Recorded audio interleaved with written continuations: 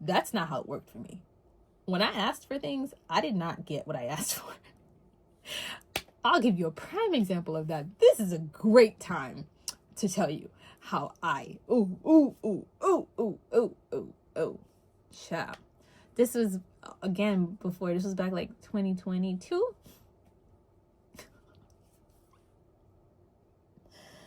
Every time I think about this, I'm like, geez. This is around the time where, like, I was into the portals. Like, the days, the numerology. I was into numerology at this time. And I was like, oh, portal days are so important. They're so effective. They're so this, they're so that. And so I had started a new job, and I was working there like almost, not even 4 months yet. It wasn't even 4 months yet. And I just told you what I told you about work and power with me, right? I hated my job. And every day I went, I didn't want to go. And I was so like, I hate it here. I hate it focusing my energy. I hate it here. I hate it here. I hate it. Hate it here. Hate it. Hate it here. Hate it here.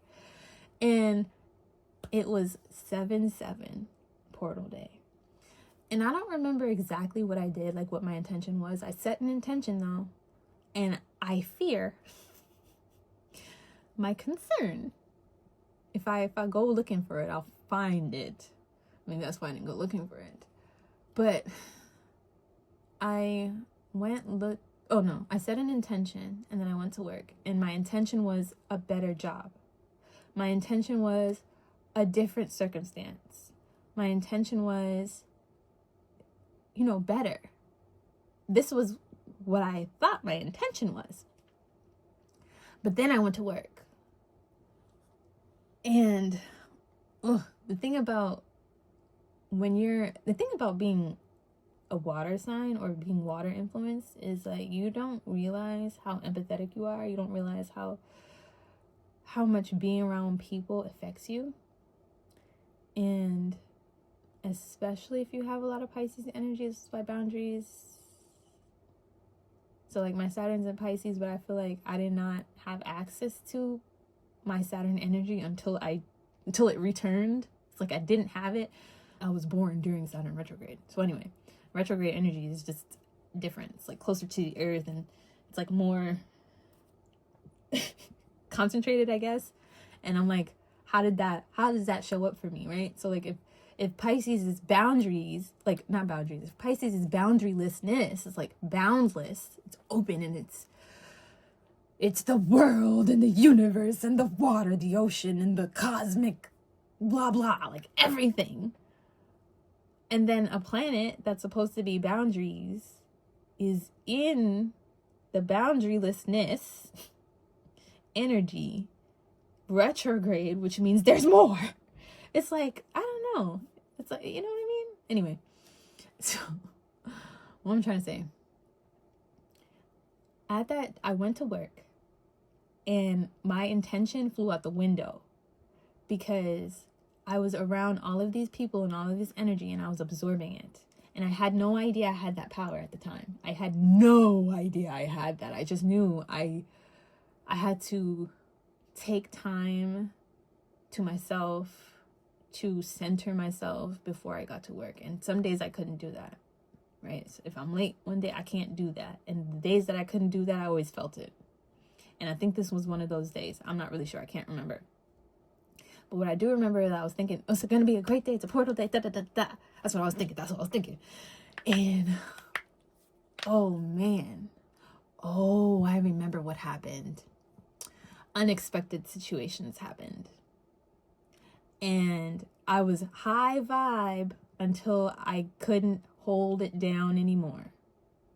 I literally couldn't hold it down anymore. And I was being like, my boundaries was not there, not present, and I felt like I was being pushed over, and I was ruminating. I was like, so like, I hate it here, I hate it here, I hate it here, I hate it here, hate it here, hate it.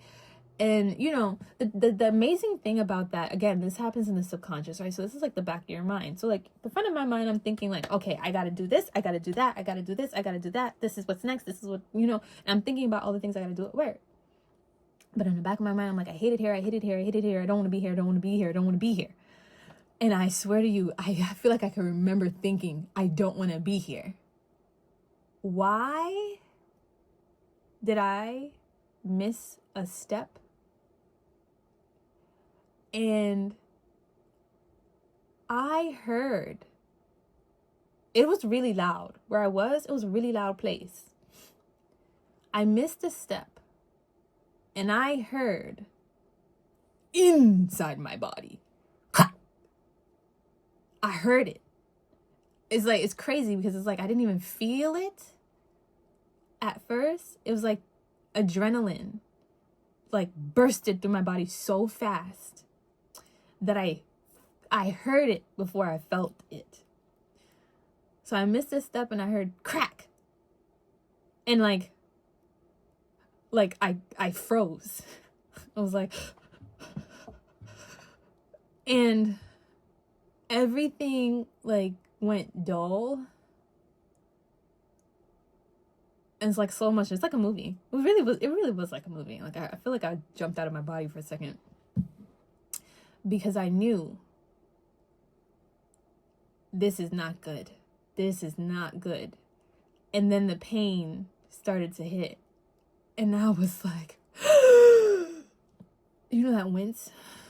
And this is all like a second. This happened so fast. But everything for me was slowed down because of like the adrenaline and all that stuff. And I was like, what the f-? And I started limping down the stairs. And I was just like, are you kidding me? Because I was already having a not great day. I thought I broke my leg. What's that called? What is that? My ankle. I thought I broke my ankle. I didn't know what to think. I don't know what happened. But the crazy thing is after, and it took me a while. Because like first I had to rehab my leg and stuff like that. It took me a while to realize like what happened. Like that. And to this day, I still don't know how it happened. I still don't know how it happened. And I really wished that I could have seen like footage of like what happened. Because you would think I fell, but I didn't fall. But then like, you know, time went by. I almost said repaired it. I rehabbed I got my mobility back. And I kept healing because I spent that time healing my body to heal my mind too, because I knew like I was open to learning these things that I had learned, you know, when I was like going down the rabbit hole of all the occult knowledge and stuff like that. And I knew like, okay, so mind over matter. So if I rehab my mind, then I can repair my body faster. And in the rehabbing of my mind, I started to understand that magic is not what you think it is, or what I thought it was. Like, I thought magic was so mystical and like, you know, oh, demons and angels and devils and da-da-da-da-da-da, whatever. Like, I thought it was really woo-woo. And I think that's was part of the appeal of it to me too. But I gotta be honest with you, magic is not that woo-woo. It's really not. Magic is science. It really is. It's quantum physics. It really is. It's very logical. I just choose to like romanticize it because of my Neptune. I'm like, you know, I'm still gonna make it magical. But it's very logical. It's almost simple. What makes it hard is patterns. Makes like programming our subconscious. That's what makes it hard, because we do things that we don't mean to do, and we don't necessarily always realize that we do these things. In coming to that conclusion of magic being subconscious work and, you know, energy and stuff like that, I realized, wait a minute, what was I thinking that day? I remember reflecting on like, what was I actually focusing on that day? Because my intention was better, but I was really focused on how bad it was. And I hated it there. Oh, you know what it was? I know what it was. The Matrix Oracle. That's her, Audrey. She was sharing a story about how she had a lot of accidents in her life, and she realized that she caused some of them. Like her focus made this happen. And it was her saying that kind of like made me start to accept that I do believe that.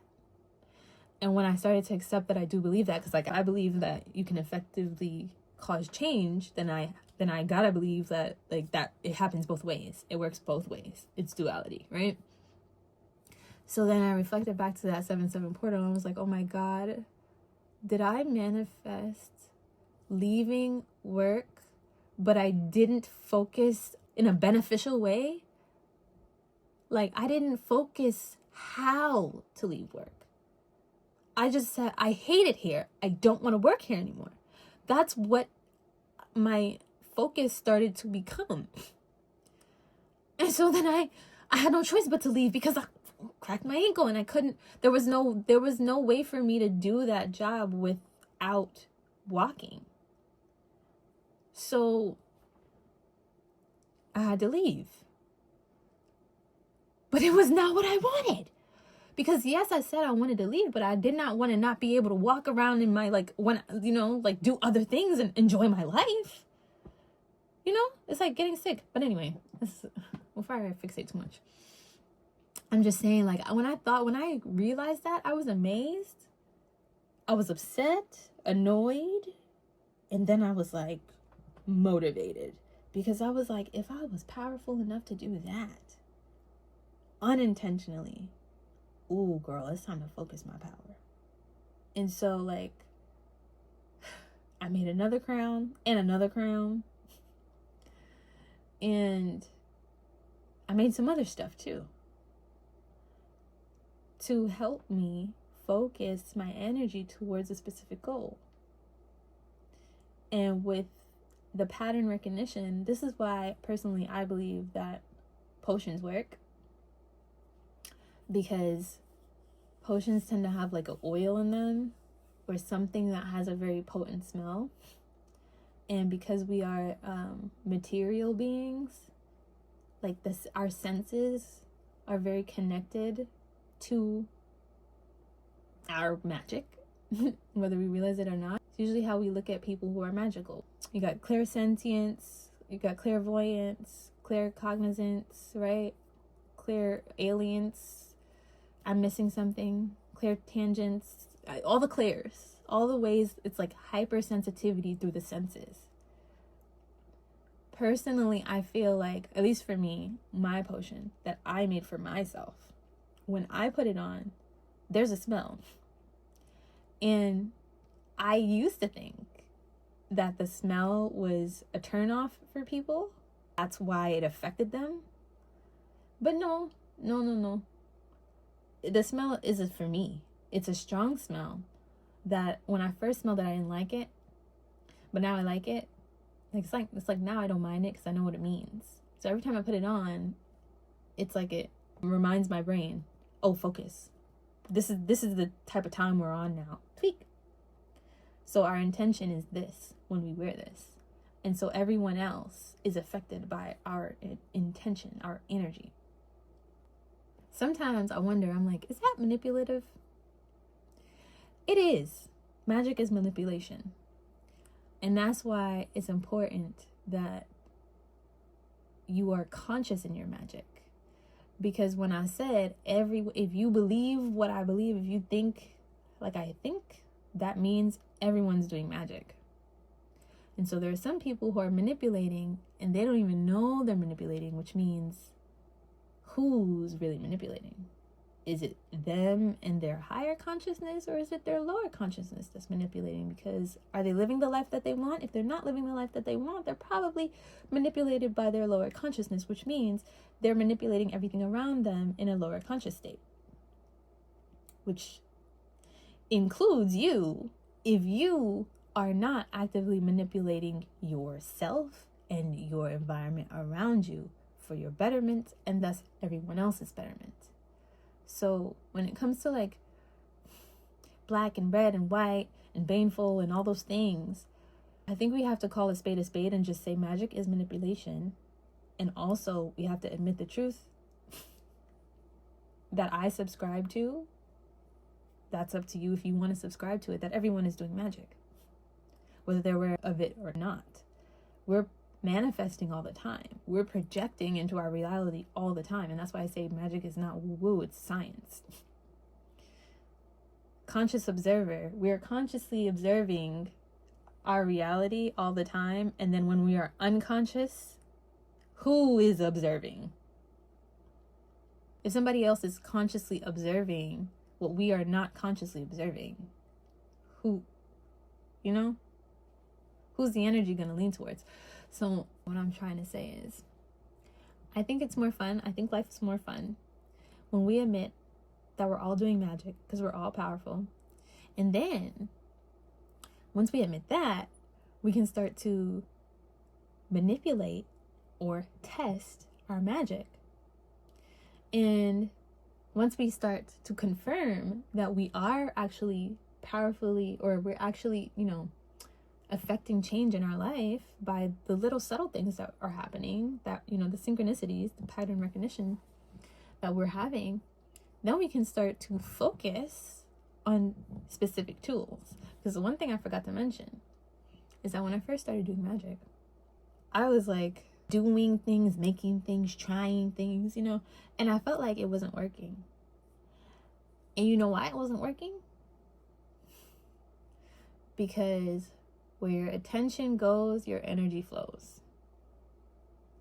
So my attention was, this isn't working. This isn't working. This isn't working. And so my reality was affirming, then it's not working. Then it's not working. It's not working. But when I started to build up the little things, you know, and like kind of like cancel out my small doubts because they're small, then I can start building up to cancel out my bigger doubts and start seeing my shadows and recognizing my shadows and calling them out. Because one of the biggest shadows that a lot of people have is shame, right? And shame is a shadow that has so much power because we ignore it. When you give attention to shame, it can no longer have power. That's how shame's power works. It's like, shame is, shh, don't talk about it. Don't acknowledge it didn't happen. Pretend, repress, suppress. But once you like acknowledge it, call it out, call it what it is, and you call it what it is multiple times in front of other people affirming it, it's like it just gets so small and it becomes something else. So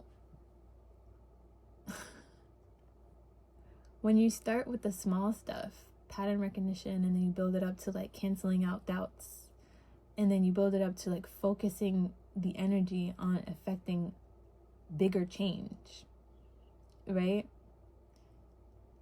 You start to realize, oh my God, this is happening. I'm doing this.